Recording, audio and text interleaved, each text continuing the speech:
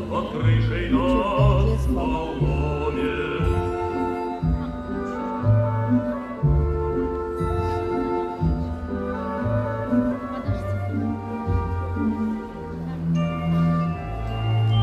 Стирала, гладила белье.